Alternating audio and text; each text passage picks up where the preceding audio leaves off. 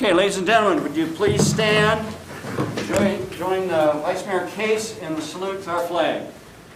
I pledge allegiance to the flag of the United States of America and to the republic for which it stands, one nation, under God, indivisible, with liberty and justice for all. Remain standing. Please pray with me. O Lord, Heavenly Father, this evening we come to you so thankful for the gifts that you have given each of us individually, as a council, and as a community. Inspire us in our actions tonight. Help us that we may actively listen and comprehend all of the issues, all of the sides that are presented to us. Help us to make the best decisions for our community that we possibly can. In your name we pray. Amen. Amen. Call to order our Guthrie Public Works Authority meeting of February 2nd. Second item on the agenda is public comments, community announcements, or recognitions. We have individuals that will be speaking to specific issues on the City Council agenda. No other comments were listed. Item number 3 is consent agenda. Item A is the approval of the minutes of the Public Works Authority meeting of July 19th. I'm sorry, I said July, didn't I? You're trying to get January. I wish it was July sometime. January 19th. Thank you very much. I'll entertain a motion. So moved. And a second. Second. I have a motion and a second. All in favor, raise your right hand, please. Unanimous approval from all those present to approve the consent agenda. With that being the last item on our Public Works Authority meeting, I adjourn it and open, call to order our City Council meeting, February 2nd. Consent agenda item number 2 is consent agenda items A, B, and C. A is the approval of the special City Council meeting of January 19th. B is the approval of the minutes of City Council meeting of January 19th. And C is the recommendation from the OMAG concerning the denial of tort claim number 208941. I'll entertain a motion. We have a motion. Is there a second? Second. I have a motion and a second. All in favor, raise your right hand. Unanimous approval then to approve the consent agenda items A, B, and C. Item number 3, discussion and possible action to adopt ordinance number 3345 for a unit development within R1 area, 95.5 acre parcel known as Mission Hills Phase 2. Dan? Thank you, Mr. Mayor. First, I wanted to just start out on a couple things. The applicant, Zach Roach, who's Ideal Homes, and also the lawyer, David Box, who are the applicant, could not be here tonight. There are a couple representatives here to answer questions. The owner applicant had asked that if let me start out by saying that they were in full acceptance with the Planning Commission recommendation, which I'll go over, but they had asked that if things get to a point where there looks like there may be changes or some, discussion in that regard, that they would ask that the item be tabled to the next planning or City Council meeting. One of the reasons we kept it on the agenda was it was obviously announced even at the Planning Commission that it was going to be on this agenda, so for the public to be able to be here and present and speak, it was important to keep it on the agenda. So with that, obviously, as we go on, we'll kind of play it by ear. So I'll give a little spiel, and then, like I said, there are representatives of the applicant here that could speak to it as well, and then obviously we have the public. As you indicated, this is by the Ideal Homes subdivision. It will be on the west side. It's 314 residential lots on 95.5 acres. It is a planned unit development, meaning that the development plan that is approved will go with the property and has to develop as such. There was requested exceptions, which I'll go over here in a little bit. As I indicated before with the owner, so I don't need to go over that. You had seen my staff report in that and all the analysis, so I'm not going to go over that. So I'm going to basically cut right to the recommendation of the Planning Commission and then leave it to the council if they have any questions of me, and then, like I said, of the applicant. The Planning Commission did recommend approval by a 3-2 vote for the planned unit development, but one of the things, or one of the conditions was that eastern part that ties into the existing Mission Hills development not be allowed any exceptions. So it would have to meet all the applicable minimum code requirements from lot size, lot coverage, setbacks, street rights of way. All of those elements would be per the R1 zoning district in that. So what's there now would be duplicated in the new homes on that side of the creek? Not necessarily, because the lot sizes in R1 are smaller than what's there, but they would not be as small as what they were requesting. Because in the R1, you can have as small as a 6,000 square foot lot. But the applicant was requesting, in some cases, 5,000 square foot, 5,500 square foot lots, smaller streets, setbacks that, so from a setback standpoint and even a lot coverage standpoint, it'll be exactly the same. The biggest difference will be that they could have lots that are a little bit smaller. But the other aspects will be exactly what was developed in Mission Hills. And we can discuss that a little bit more. So obviously the site plan that you see here, or the development plan that you see here, if approved per the Planning Commission recommendations, would change, because that eastern part would not have the lot layouts that they currently have, nor the street layouts. One of the other recommendations was that the Hobart Lane, which is the basically southern portion there, in that, as Mason's showing it here, this street right here, proposed Hobart Lane, would connect into Prairie Grove Road. So obviously that's going to affect, obviously, some of the lots there will probably be removed.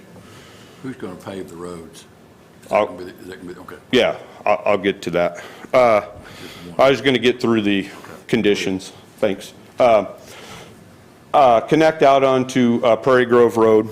And then the western portion, or the portion that is west of the Greenbelt, as you see the large portion there, they would be allowed the exceptions. So they would be able to have minimum lot sizes of 5,000 square feet. Their front setbacks could be, or would be 14 feet, 20 for the garage, 10-foot rear setbacks, lot coverage up to 65%, the streets being 50-foot wide versus the 60-foot wide, and the perimeter utility easements being smaller. The other condition was that the development must provide improvements within that common area, so it will be required that that has to be done, and it would have to be done in a proportional amount to the as each final plat comes along, because they're going to probably end up doing 4 or 5, maybe 6 final plats as it comes along. Each of those final plats will be required to have a certain amount of that green space improved. So again, we don't get an entire subdivision done and at the end they say, yeah, we're not going to do the green space anymore. So that ensures that it gets done during that time frame. And then the other ones are just a couple basic ones where it, as I indicated in the beginning, that this plan will be tied to the property. So even if Ideal Home sells it, whoever comes in has to develop it as such. If not, they would have to go through the amendment process that's in the code. If it's a major amendment, it would go through the full process in notification. There are abilities for some minor amendments where it can be done where within a certain amount through the PUD ordinance from lot sizes in that, where once again, when you get the improvement plans and you start to get that, where there might need to be a little of adjustment. But for the most part, it doesn't give a whole lot of authority. I think it's like a 5% change in a lot of that on the PUD side. And then finally, that it has to be in compliance with the subdivision ordinance. The applicant at this time is looking to basically get their zoning vested and get that, and then they're going to turn around and then go through the subdivision process, finish up the preliminary plat, and then get to the improvement plans where it's really more of the typical requirements, you know, streets paved and you know, water, sewer infrastructure, that whole thing. So with that said, that's kind of my spiel in that. So if you have any specific questions, Councilman Taylor had asked about the streets. That will be looked at during the the subdivision process and the improvement process there. One of the things that has come about is Davis Road is in the county. We can't force them to pave it. However, the applicant has indicated at the Planning Commission, and I'm sure the representative here can talk to it, that they're trying to work with the county to maybe partner on paving the Davis Road, but the portions of Prairie Grove Road and that will be required to be paved as well for public safety purposes as well as general traffic in that, and then of course the streets as well. And Prairie Grove is city. That is, yes. Prairie Grove is within the city. Davis Road is not. Does it go down and connect in? Because the reason why I'm going to ask several questions, because this is going to concern flooding down in that area. And I used to farm all down there, so I know how deep the water can get. And we're not talking inches, we're talking feet, 4 to 6 feet. And they're talking about building homes down in that flood zone. I won't approve something like that, because I mean, I've seen enough stuff going on in Edmond, how they floated away down and building homes in the flood zone. And I can say that none of the homes will actually be located in the flood area, because there is part of that open space which is designated flood hazard area. None of the homes will actually be developed in that area, but per our ordinances and that, you have to take basically all of your drainage or even, you know, your water and retain it, detain it on site. That's where the engineering comes in. The engineer is here, but all of that will be accommodated or looked at when we go through the platting process as well as the improvement plans to make sure it meets all the codes. And again, it is not a detriment to adjacent properties, so we just don't have water washing across Davis or other roads and that, but that will all be considered in the improvement plans. All right. Any other questions? Anybody else on the council have any questions of Dan? I'm going to ask the representative to come next, and he may elaborate on what Dan has already said and also be available to answer questions. Yes, Sure.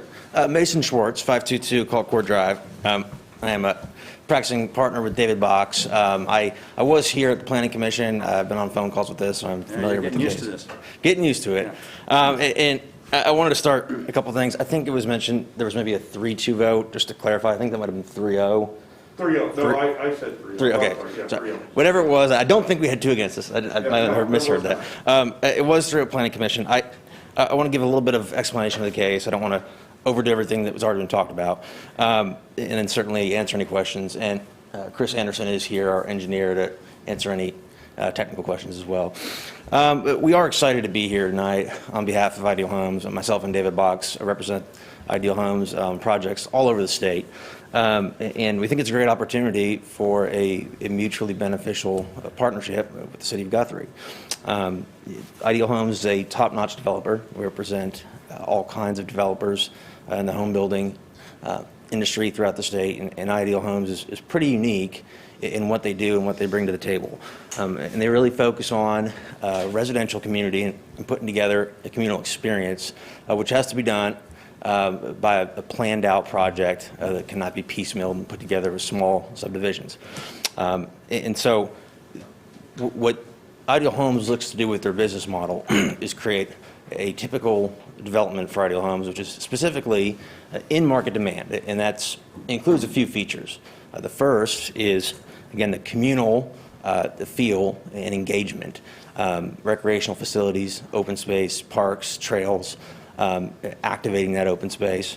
The other features of Ideal Homes developments are a little bit smaller lots without reducing the square footage of the home. The market out there, especially for younger, potentially first-time home buyers, don't want to sacrifice the square footage, but don't necessarily want the upkeep of the lot. And so that's what Ideal Homes seeks to provide. And the way we do that, the way Ideal Homes does that, is, again, writing into our PUD and writing into the plats requirements for all these open space that you wouldn't see at a normal residential development, with a little bit of trade-off on the lot sizes to accommodate the overall project. And so that's really what this project is all about, is trying to make the numbers work and trying to allow Ideal Homes the flexibility to do what they need to do to put together a top-notch project like they have a great track record of doing. And so the PUD that's before you, it's 95.5 acres. It is going to have an R1 base, and the staff report notes the exceptions, and that's really where the sticking point is with the neighbors. And what the exceptions mean is that this PUD There's a few things about it that would be different development regulations than under the current R1 zoning. And again, it's lot size, setbacks, lot coverage. When you really dig into it, it's not much different from what's currently allowed in R1, but allows, again, Ideal Homes the flexibility to do what they need to do to make the entire project work. And again, it's not to cram lots, it's to provide that flexibility. So what happened with the history of this particular PUD is we submitted it, we made a few changes per staff. We began speaking with neighbors and fielding concerns. We got to Planning Commission, and there was a long 2-hour hearing. We had all of the concerns put on the table and a lot of questions asked, a lot of questions answered. What Planning Commission asked was for us to amend the PUD so that everything on the east side of that green belt, which would be abutting the existing Mission Hills, would not be allowed to have those exceptions on the lot size. And so essentially, everything to the east of that green belt, you'll see about 60 lots on that original site plan there, a little bit more, is going to remain under R1 zoning regulations, which is exactly what it is today. In other words, it's going to be the same zoning as it currently is. I think there was a question earlier as to, is it different, is it not different? The zoning will remain the same. What will be different, or slightly not exactly lining up, will be the lot sizes of our lots going in compared to what's already there in Mission Hills. And so, Same size lot, same size house, same size garage, all that kind of stuff, right? as That's what's already in Mission Hills. well, for us, well, not exactly, a little bit smaller, but it'll be but I think the key point is that if somebody wanted to come in today under R1 zoning, which it currently is, they could begin subdividing it and doing exactly as the way we're seeking to do it tonight. And so the problem with the Mission Hills situation was that you had a project that was abandoned mid-project, right? In those circumstances, I think neighbors always like to see the next person to come in and buys the land to do exactly the same lot sizes or same style of homes or whatever the case may be. But unfortunately, it's not realistic. It didn't work for the previous developer on a bigger scale. It's certainly not going to work for the next developer that comes around on a smaller scale. And so in those kind of situations where you have that abandoned mid-project, I think the best you can really ask for is to have a developer come in like Ideal Homes, who you can trust to follow through to finish out this area of residential growth in a compatible way with what's already there. And I think that's what you're getting exactly here tonight. And again, the point being that all of the things that Ideal Homes is writing into this PUD with the green space and open space would not be required under the current zoning. So if a developer, if we sold it tomorrow, a developer wanted to buy the land east of the green belt and begin developing it and subdividing it, it could do so without any rezoning approvals. And it would not be required to commit to all of these different open space and amenity commitments that we're doing through this PUD. The other part of what we committed to at Planning Commission was the additional access piece on the south. There was a lot of concern about accessing our neighborhood through the existing Mission Hills road, and so we added that as well. And so, But the part that's on the west side, is it going to be accessed across the creek and through the existing stuff? correct, it's going to be, No, there is no access from the west to the east. Thank you. I'm sorry, Thank you. Perfect. That's all what I was asking. there's no access across the green belt, if that's what you're asking. That's what he was asking. Correct. And I believe the old Mission Hills site plan showed that, if I'm not mistaken. So, again, I think that's one of a number of things about this site plan or to be modified that is going to actually fit better with Mission Hills than what was previously set forth with the site plan. So are they going to go up Davis Road then? I'm sorry? Are they going up Davis Road? Which would be, I can tell you the county commissioner is not going to fix that road. I know you're going to have to do it yourself because he won't do it. So I know that Ideal Homes is under discussion with them, and you might know a little bit more about it. So I'll let Krista speak to it to the extent that he knows.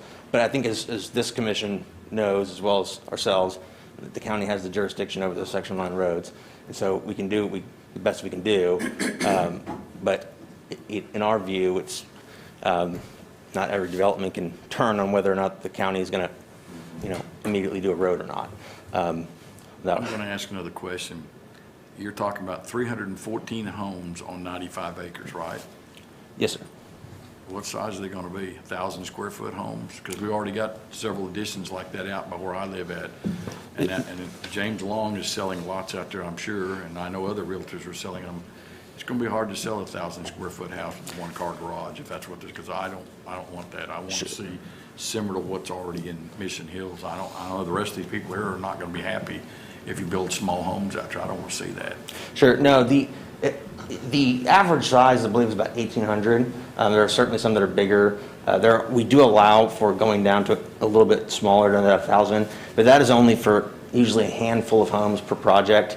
That's for a very specific niche market regarding kind of intergenerational, multi-generational living homes for seniors, but that's not a large part of it. That we build that in because there is 2-3%, whatever it is of any given project that wants that, but certainly that's not what we're out there trying to do. And it wouldn't make sense in the lot size we're building anyways. So certainly the average is closer to 2,000. I mean, we think So are you going to tell me that there are no one-car garages? You might be able to speak better to the garages. Yeah. I think they do have that floor plan, but, I mean, that's not the plan to put it all over that. Because I don't want to see a one-car garage. We've got it, we don't need that in this community. I'm sorry. I can't, I've seen too many nice neighborhoods and there's, I will out double there. check, but when these folks come up here and speak, I'm sure after me, and I'll get you an answer to that, but I'm almost positive that we've got 2-car garages in all of them and enough space for 2 cars in the driveway, which means 4 parking spots all in the driveway and the garage. But I will, if that's incorrect, I'll make sure to let you know. And so I think when it comes down to it, I understand the neighbors' concerns. I mean, they want to see exactly what's in Mission Hills to be replicated next to them.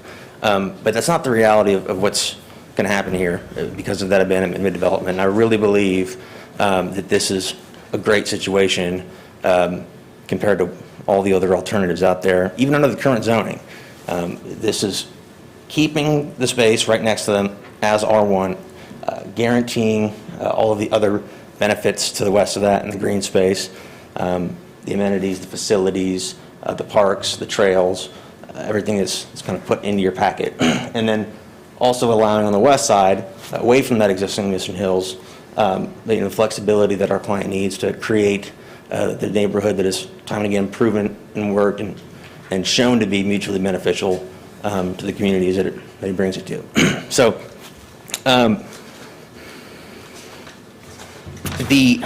a couple technical points, then I'll take questions and we'll keep moving on. The TE recommendations, so numbers 1 and 2 in terms of the conditions of approval outline what we just talked about, the changes since Planning Commission. And so we can agree to all of the conditions.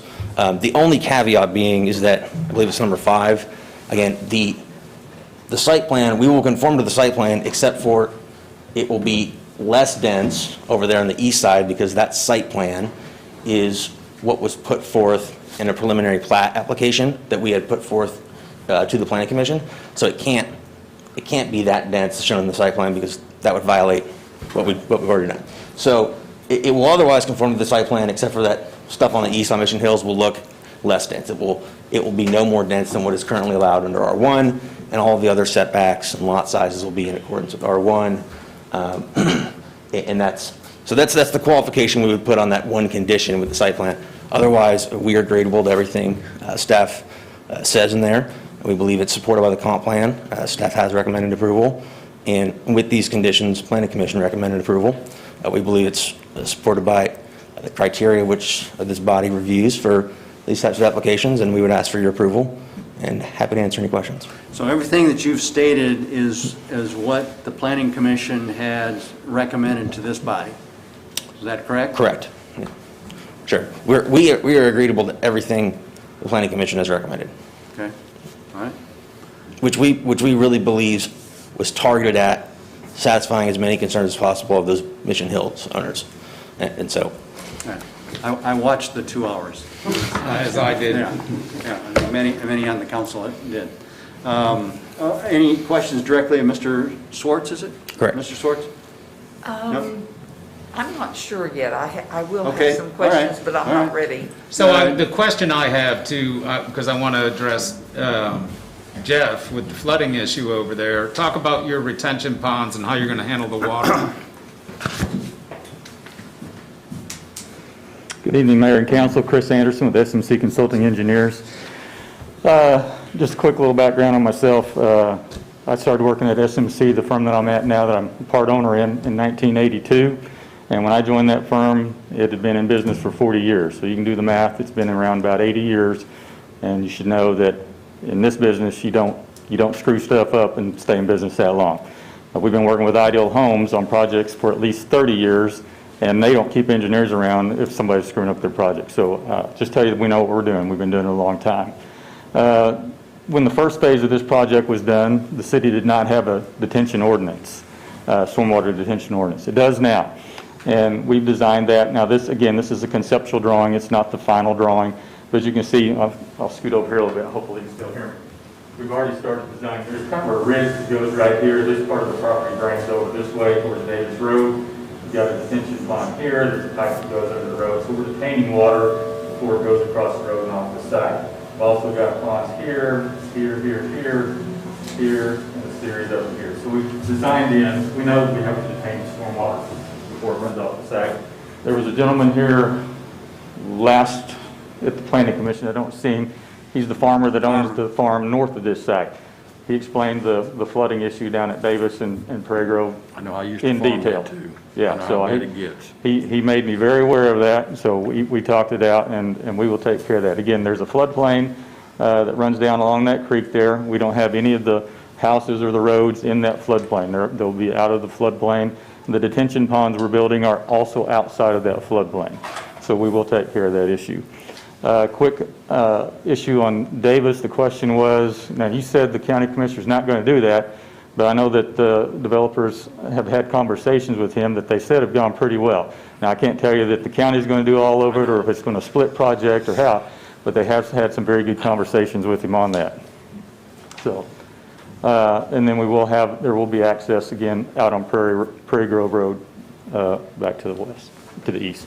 So how many homes were initially supposed to be built in the Mission Hills project prior to y'all?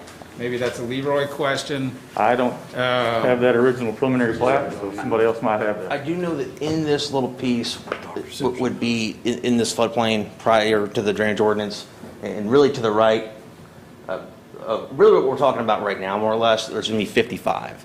And so I think that 55 lots On the east side. on this east side, correct. But- Right, that's happening now, but I'm talking about originally. No, that, No, you're in the 70s, aren't you? How many, Dr. Simpson? 73 is what they're proposing.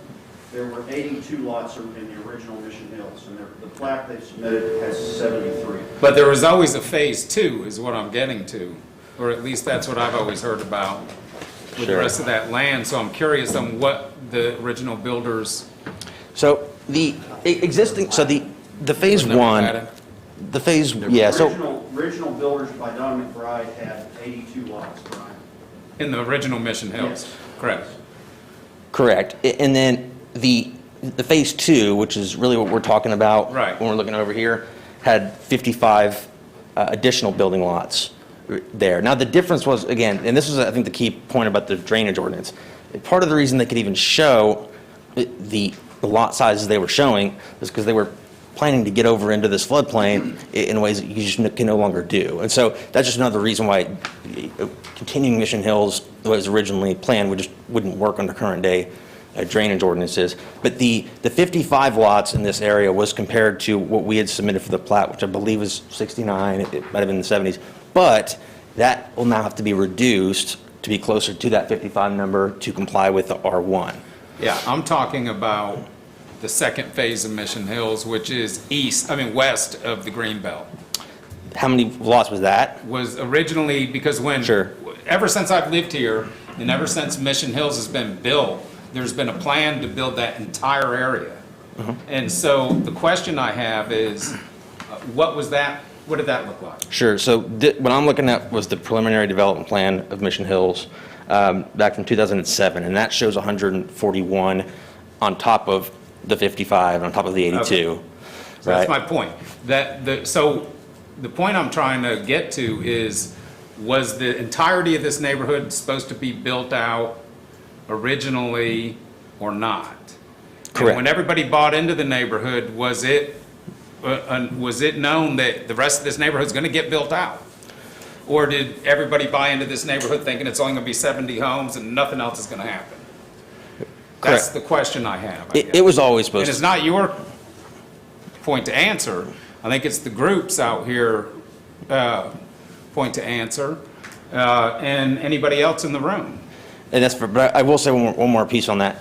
I think that the benefit of having someone like an Ideal Homes come in, when you have this big chunk that didn't get developed at the same time as Mission Hills, is that you have a unified developer to finish it out. Right. Whereas opposed to trying to do one developer over here on the east side of the Greenbelt, one on the north side, depending on the different kinds of subdivisions they normally like to do. Ideal Homes has the ability to come in and do it all at once, which again I think is even more important when you're in a situation where you're trying to pick up the ball that's been dropped by somebody else. So now, let's go back to the stormwater a minute, because I understand what you're talking about, Jeff. I actually live right up the street and have for 7 years. So I understand what goes on down there, but, because most people use my road when that floods. From what I see on you guys doing the flood control here, it's actually going to benefit Davis Road. It's not going to hinder it, is my understanding, and from what I've looked at these engineering reports. I'm going to say that's correct. Now, obviously, we haven't done construction plans yet, but as we get into that, again, we're aware of the situation there, and we make sure that. Because you're going to push to the creek. Yes, yes. But part of it also goes to the west, crosses Davis Road. All right, but we will have the intention to not increase water above historic that's going to that mount. Also, we talked about, in dealing with the county commissioner, everybody was aware of that issue down at the intersection. We've heard that big culvert down there has washed out before. Right. So that means it's undersized, all right? So we'll be talking with the county people also when we're developing that road about fixing that issue also. Some of the amenities that you mentioned to the Planning Commission, splash pad, playground, trails, where would those be generally located, do you know? Are they all going to be in the flood zone area? Or where are they approximately going to be? Well, I'm not sure they'd all be in the flood zone area, but yeah, the idea is that that green belt would serve the dual purpose of hosting a lot of those amenity facilities. Can I add something to that? Maybe? Sure. Also, just pointing out that the existing Mission Hills has no sidewalks in it.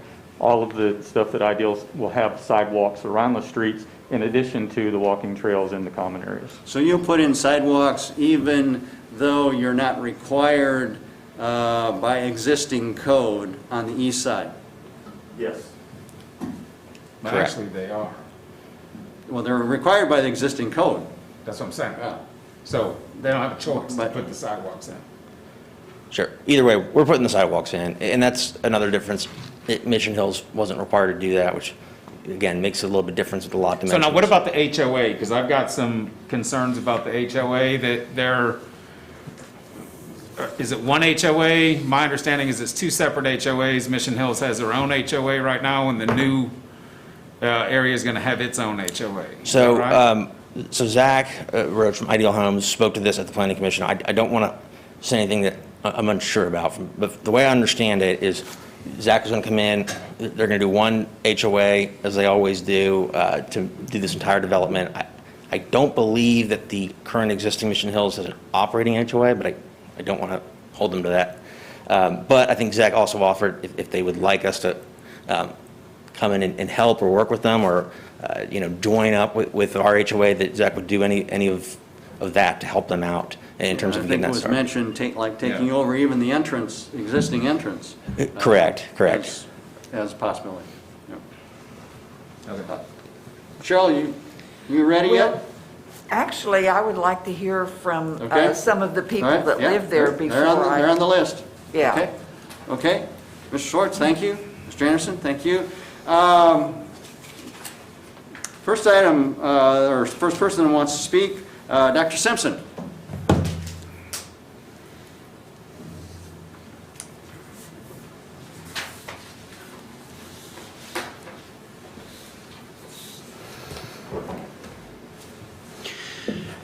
Thank you, council members. Name and address, please. Mike Simpson, 3400 Homesteaders Lane, Guthrie, Oklahoma. Nobody would know that, sure. I set out and spoke with Zach Roach early on before it ever went to the Planning Commission. Nobody, of course, in this community wants Guthrie to grow their ad valorem more than I do.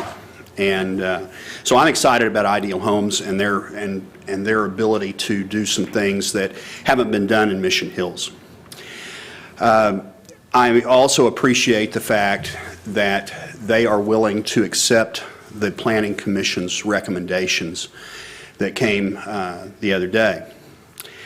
One of the things that I visited 3 of their neighborhoods, 2 in Stillwater and 1 in Oklahoma City, and one of the things that struck me was the setbacks and the fact that the lots that they're proposing for at the time, the entire neighborhood build out were essentially half the size of most of the existing lots. I believe that the neighbors, we also understand that following the simple zoning regulations that we have, we can't make the lots larger than 6,000 square feet. The council does not have the authority to dictate that. But keeping the minimum at 6,000 feet per the local ordinances for Guthrie's city ordinance and zoning will give us some comfort, along with the fact that the setbacks will be maintained in a similar fashion to what have been in the original Mission Hills. The thing that I noticed in those neighborhoods is the shorter driveways produced more on-street parking. And with sloped curbs, the sidewalks had cars parked on them because the streets were narrower. And when you go through the neighborhood, and part of this is me as an educator, but I can spot a family that's got a high school kid because they've got the sign in the yard, they've got an extra car, and in many cases those extra cars were parked in the street and in some cases on the sidewalk partially. So that takes away one of the advantages of having a sidewalk if your streets are more narrow.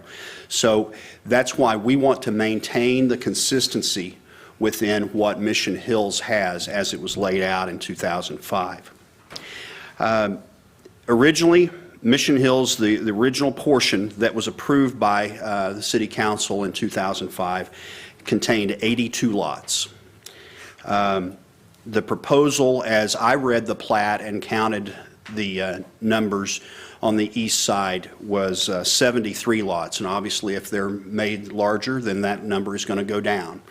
That leaves 241 on the other side of the green space. One of the things that I was concerned about, and still am concerned about, is the one-car garages. I noticed those in the neighborhood that they have in Oklahoma City called Valencia. And when I saw that, I called Mr. Roach and I asked him, are you planning to build houses with one-car garages? And he said, yes, some of them will have one-car garages. And so, because that also produces, and the square footage of those homes are around 1,000 square feet, that produces a greater potential for on-street parking, and it makes for an even smaller driveway. The reason we don't have a lot of on-street parking in Mission Hills is the majority of our garages are 3-car garages. So you have the wider driveway and more space to park, and they're longer because the setbacks on the lot sizes are different than what is being proposed by Ideal Homes. So also we're sympathetic and understanding of the fact that we want to grow Guthrie, and as long as we can maintain some semblance of continuity with the current Mission Hills setup, the people that I've spoken to would be in support of this and in support of the Planning Commission's recommendation. So I would urge the council to accept the recommendation of the Planning Commission. Thank you, Dr. Simpson. Any questions? Questions? Not at this time. Okay. All right. Thank you for your time. Mr. Gerard? I don't know how I have to follow that, but Name and address, please. Matt Gerard, 314 Mission Hills.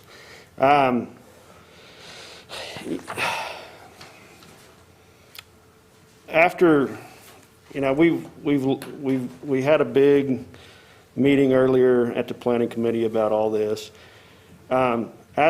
As for me, I think the best outcome the planning committee has agreed to the best outcome. Obviously, I'm still concerned. I'm concerned with the small houses being built in Mission Hills.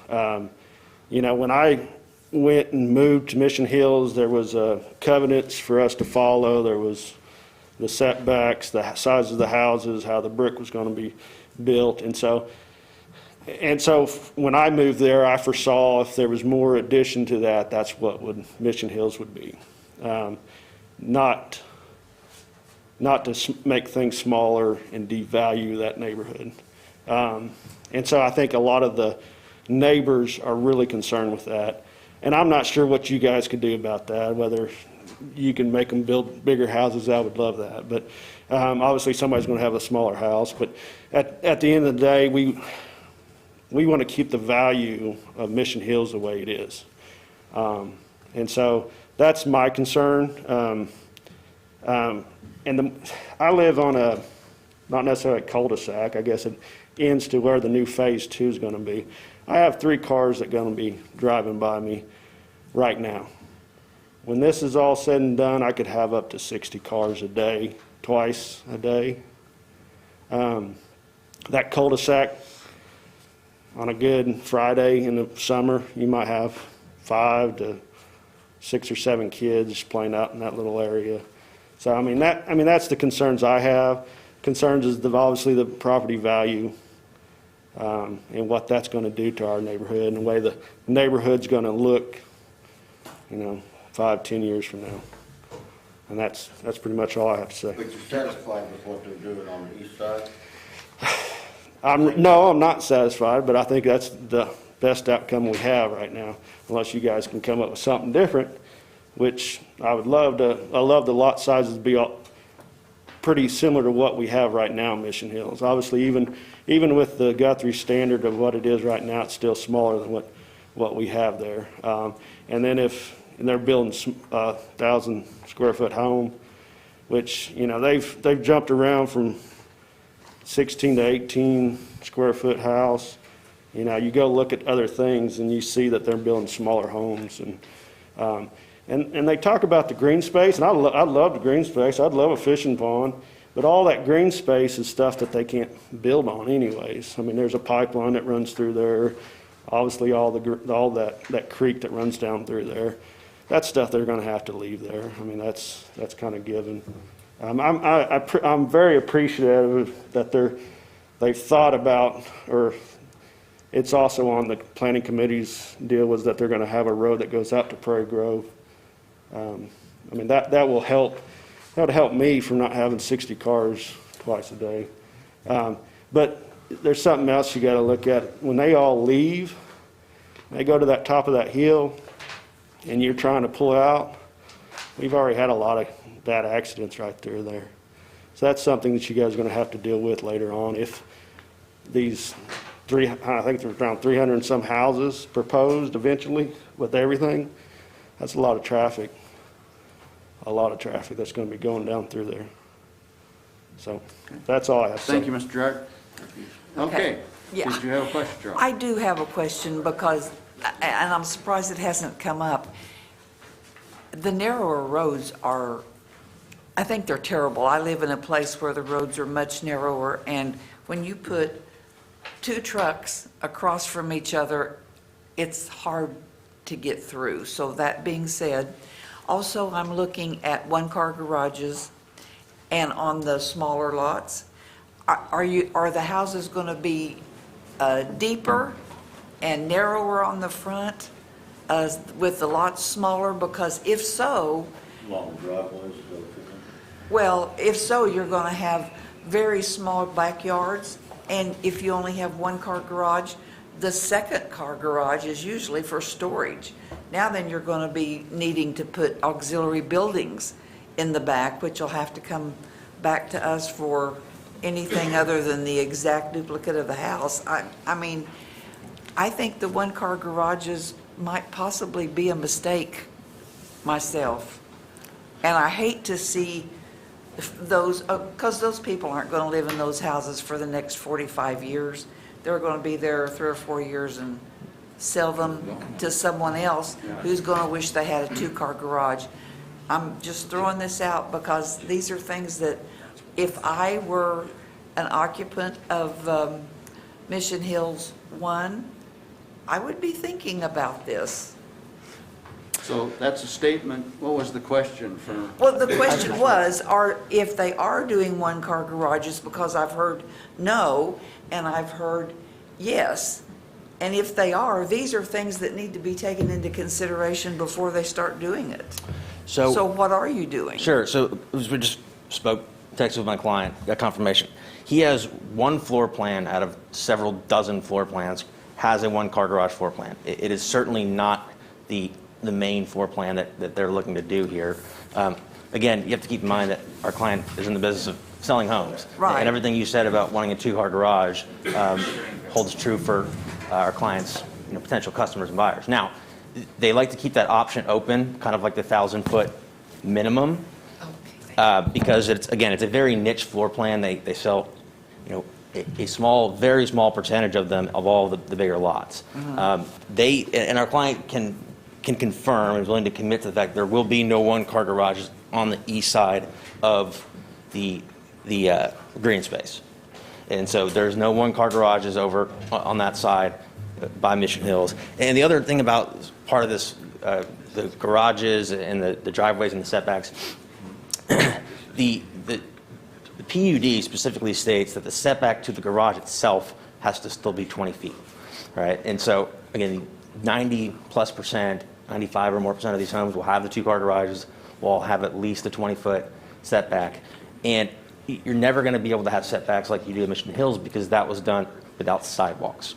And so that's really the key difference here is the sidewalks create a situation where in order to meet the setback and still get the driveway length you need and still get the amount of home on the lot to keep the square footage up, that's how the numbers have to be crunched. And the smaller backyard is sometimes a result of that, but we don't necessarily always see it as a negative.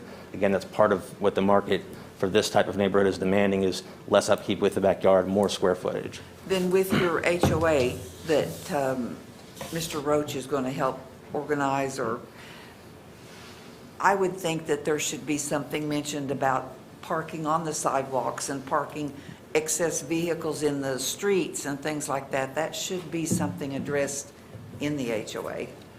Sure, we can certainly, obviously we can't write covenants from the HOA into the PUD. No, I know. But, and I think that, I think Zach addressed it a little bit before, but yeah, certainly the goal in these neighborhoods is to not have a bunch of parking on the street. And I think that 95% or more of these floor plans will have the two-car garage with the 2 spots in the driveway, which is 4 cars, 4 parking spaces off of the street, which is about, I think, what you can ask for out of any 6,000 square foot lot. I think my main concern is to make sure that the people that are already there and drive into Mission Hills themselves are happy with what's going on just east of their property, west of their property. So if the people there are pleased, then I'm assuming. You understand that the adjacent, as I understand it, the adjacent area, what planning has recommended to us and what I'm understanding Ideal Homes has agreed to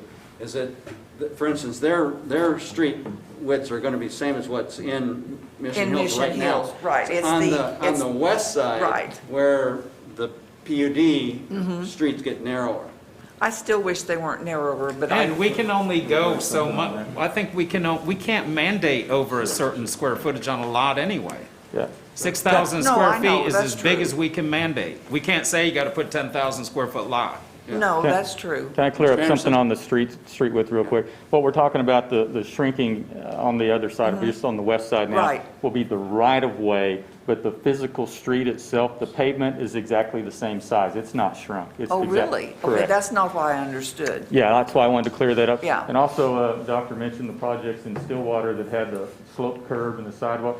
That was unique to Stillwater, and that was what they asked us to do up there, but that's not what they'll be doing here. They'll have So the curbs will be regular curbs? 6-inch barrier curbs, Yeah. right, and the sidewalk will be set That back your away opinion? from Okay. it. Correct. Okay. Leroy? Of course, I live in Mission Hills, so as city manager, I'm not going to speak to any of the policy part of it, but the technical parts I feel compelled to address.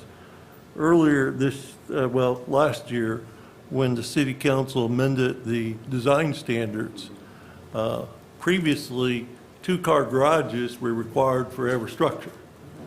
That has been changed now, and the minimum is 1-car garage. So they're not asking for a variance or exception relative to number of garages. That's already been granted by an ordinance from last summer. Now, and the thought was market would determine.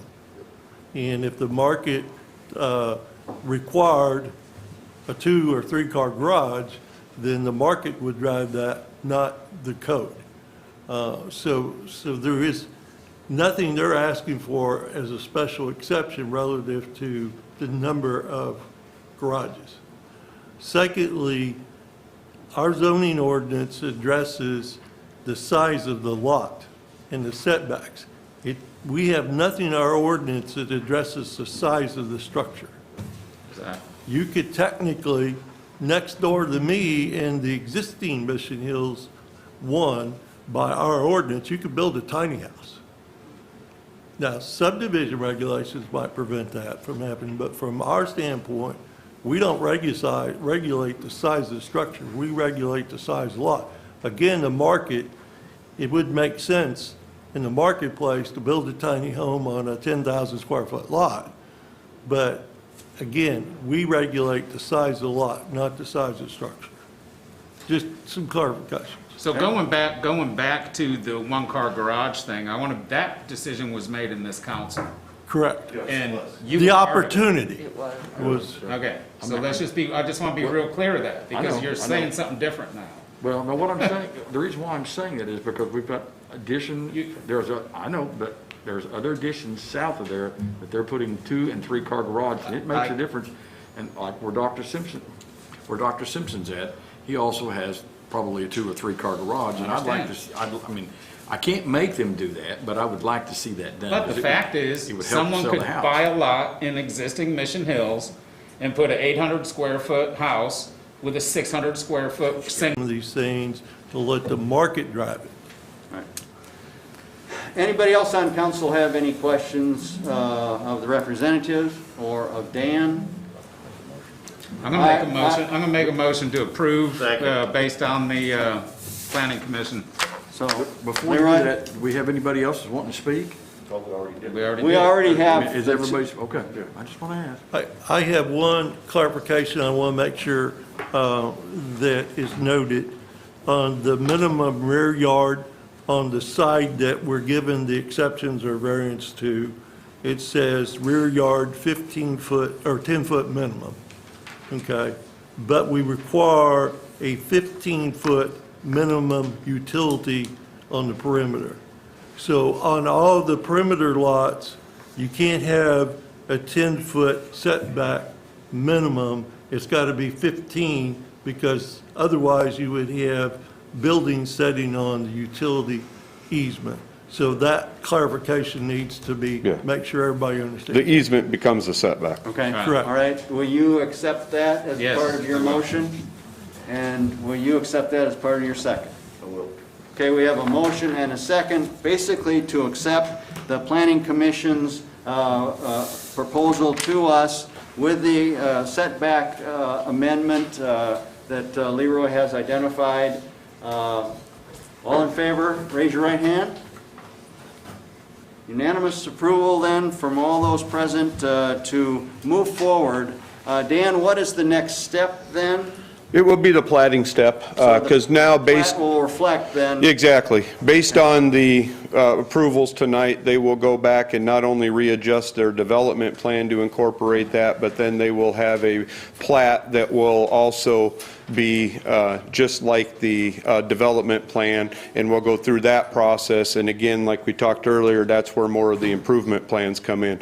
The street paving, the streets, and the grading, the drainage, the whole 9 yards, that's where that goes. And so that'll eventually come to the city council, not only as a preliminary plat, but eventually a final plat for review and approval. And that gets to more of the nuts and bolts to where, again, it's meeting code requirements and drainage and that type of thing. Okay, all right.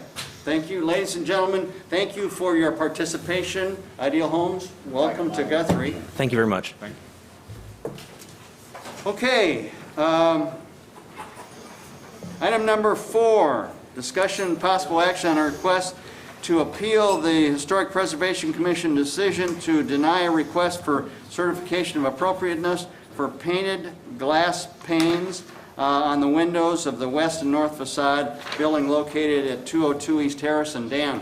Thank you, Mr. Mayor. As you indicated, this is an appeal to a Historic Preservation Commission decision.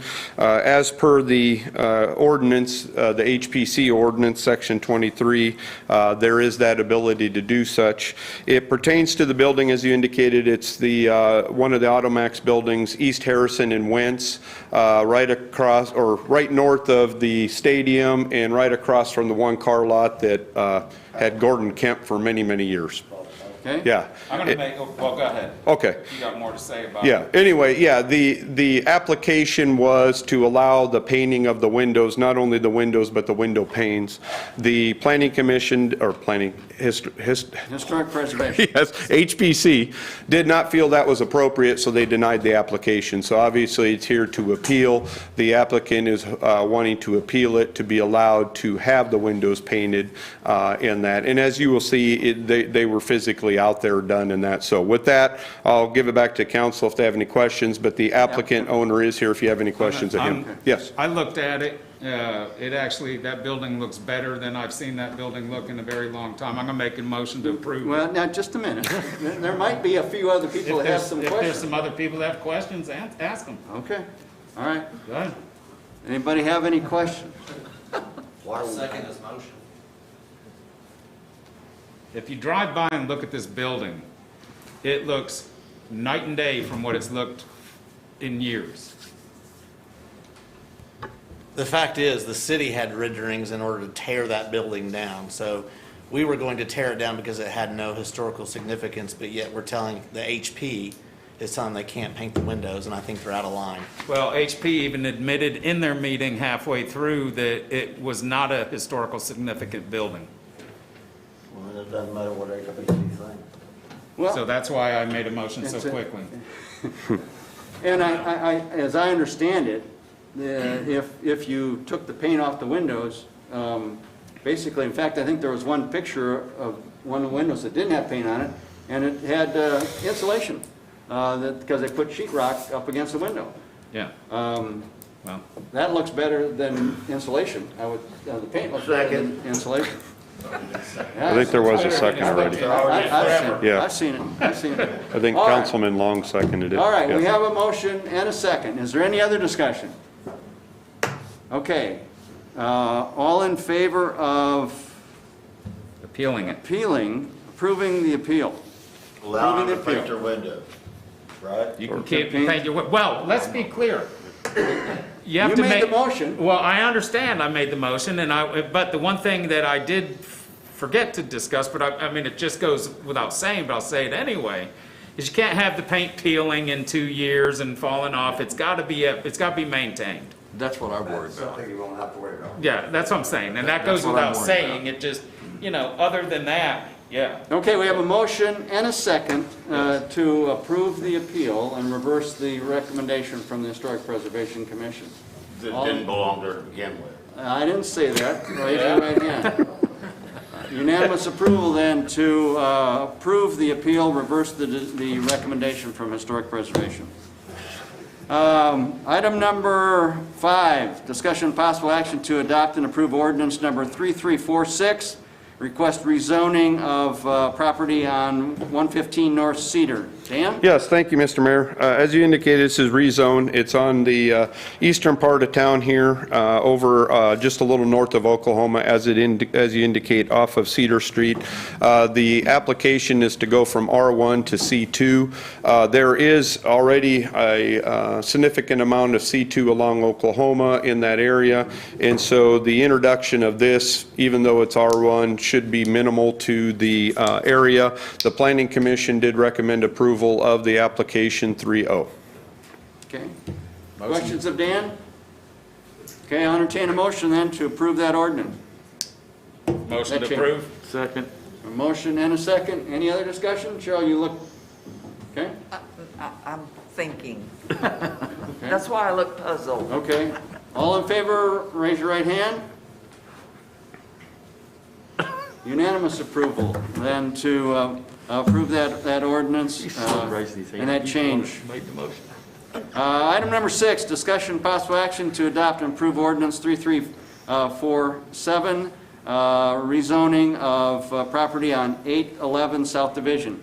Dan? Thank you, Mr. Mayor. This is the next two items. This in that is kind of a, if you want to say, a cleanup. These are probably properties that should have been long ago rezoned to C2 but have remained in ag status. This one in particular is just south of the Sonic. It had terracotta recently on it. It's being cleaned up and going to be used by Automax. They're going to have cars there and that. But anyway, the rezone would be from A1 to C2. Our comp plan and everything else pretty much calls for the entire division corridor to go to C2, so this would just further the comprehensive plan. The Planning Commission did recommend 3-0 approval of the rezone. Okay. Second. I have a motion and a second. Any other discussion? Raise your right hand if you're in favor of this. A unanimous approval then to approve ordinance number 3347. Item number 7, possible action to adopt or approve 3348, which is the adjacent property at 819 South Division.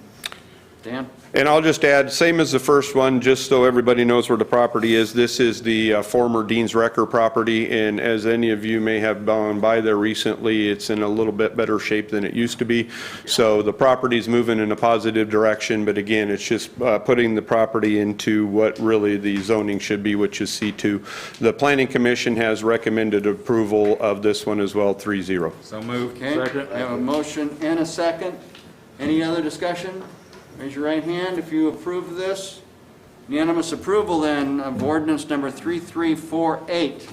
Item number 8, discussion possible action to adopt and approve ordinance number 3349 to close a 40 by 129 foot portion of right-of-way on Noble Avenue. Dan? Thank you. This is right at the corner there at Cimarron and Noble. It's the former Taco Bueno site. When the current ownership was looking to sell the parcel and that, this whole issue came up. Trying to make a long story short, first we thought it was ODOT property, realized that it was not. It was actually, ODOT gave it away many years ago, and so it just sits as kind of this little anomaly of city right-of-way. The applicant is intending to vacate the right-of-way so it can become part of the parcel, but I would like to note that that's simply for the right-of-way. The easements that lie under that, and that will remain because there are utilities in the area. But again, the main reason they want to do it is to vacate it so it becomes a part of the property, because the northern portion of their parking lot actually sits in this right-of-way. So it would just put it back on their property. And there were no issues from the utilities, knowing that, again, the utility easements will remain. The Planning Commission recommended closure 3-0. Okay. So entertain a motion. We have a motion. Oh. Second. Leroy. I have a specific request for the city attorney. The next step will be for them to go to district court and request for the vacation of that right-of-way. In the ordinance, section number 3, where it says, "Close the road easement shall not impair or affect the right of any municipality, municipal utility, public service corporation, or transmission company to continue to possess, occupy, use, and have ingress and egress to the described area as a utility easement. When we get the documentation that goes before district court, I would specifically request the city attorney monitor that to make sure that that language is protected in the document that goes forward to district court, because in 2017, we had the same situation in a different location, and the owner, when they went to district court, tried to get our use of the utility easement vacated as well. Stay off our land. Yes. So I just specifically want to note that have the city attorney, when we get notice of the vacation action, to protect our interest. Okay? So do we modify So the- do we have to modify? I don't think we the- need to modify it, I just want to make sure Yes. we make it Yeah. clear that when we get the vacation order hearing, that he knows to protect that interest. Did you hear that, Mr. That's on Attorney? you now, Billy. I did hear that, and I don't think that's actually necessary to change anything. Okay. And if All right, it helps, he very good. usually comes and talks to me as well, so we can make sure we're all on the same page. Okay, we have a motion and a second. All in favor, raise your right hand. Unanimous approval of those present. Then to approve ordinance number 3349. Item number 9, discussion possible action on a request for special use permit to allow bar tap room and outdoor seating on property at 118 East Oklahoma. Thank you, Mr. Mayor. Yeah, this is the site for the Prairie Wolf Spirits, their distillery, and they have the building right next door that they have purchased and they're remodeling. The building that's adjacent to the existing distillery is where they'd like to put their bar tap room. Honestly, it's one of those things where we just have an old outdated zoning code and it requires a special use permit. In the updated zoning code, this will become a permitted use because it is a use that we want to encourage in the downtown. But until then, we have to go through the process. Okay. I was just going to add, there's also going to be outdoor seating in the area that is currently gated or fenced off and that's open, so, yeah. Okay. All right, I'll entertain a motion. They already got it? No, I'll entertain a motion. Second. And a second. All in favor, raise your right hand. Unanimous approval then to give that special use permit to Prairie Wolf Spirits. Item number 10, discussion possible action to approve resolution 2021-01 to create an anti-discrimination general policy and procedure. Thank you. So to be clear, the city already has a practice of anti-harassment and discrimination. Having a policy just simply puts it in writing, and then specifically this policy even has a grievance procedure. So the anti-discrimination policy and grievance procedure is a general policy, so basically it's for our public rather than for our employees. Okay. Questions of Kristen? Okay, I'll entertain a motion then to approve that resolution. Second. A motion and a second. Any other discussion? All in favor, right hand. Unanimous approval then to approve resolution 2021-01. Item number 11, discussion of possible action to approve resolution 2021-2. Okay, so this would modify our existing policy and procedure handbook to add 2 additional policies that we do not currently have in place. So these policies were written in partnership with the state's District Attorney's Council. The first one being the anti-workplace violence and domestic violence, sexual assault, and stalking policy. So that gives our employees that are subjected to domestic abuse some opportunities to work with the city on that particular situation. It has some examples and some policies and some procedures that go into play there.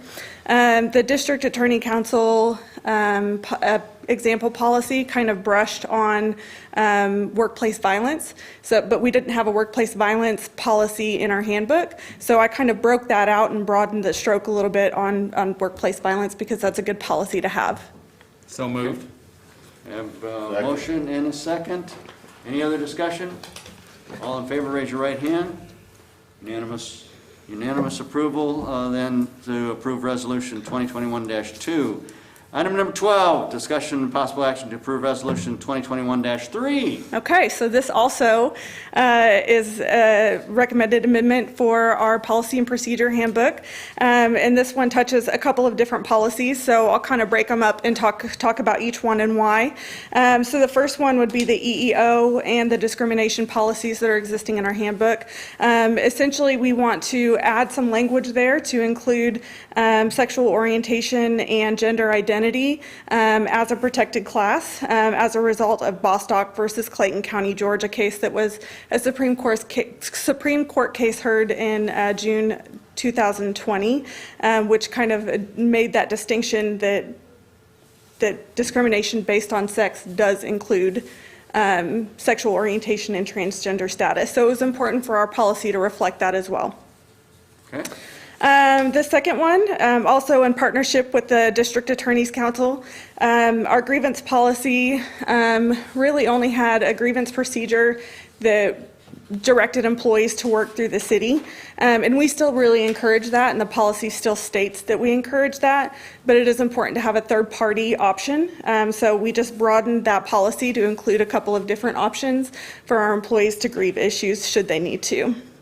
And the third one is our workplace wellness policy. Again, just a couple of small language changes to kind of broaden the stroke on that, which might also open us up to some grant opportunities through TSET. All right, I'll entertain a motion then to approve those three changes. So moved. Motion and a second. Do we have a second? We have a motion and a second. Any other discussion? Raise your right hand in favor.